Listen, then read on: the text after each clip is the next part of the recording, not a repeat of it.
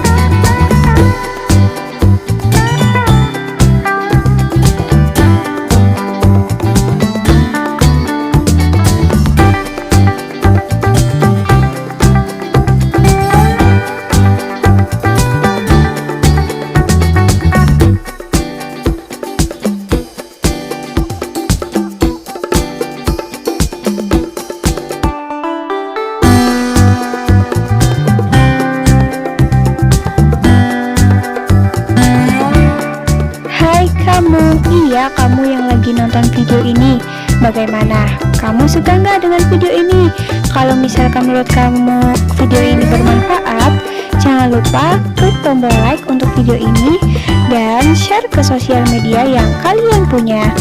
Dan kalau misalkan kamu belum subscribe channel ini, jangan lupa klik tombol subscribe-nya dan tombol loncengnya juga dipencet, supaya kalau misalkan kita upload video terbaru, kalian bisa langsung tahu. Thank you.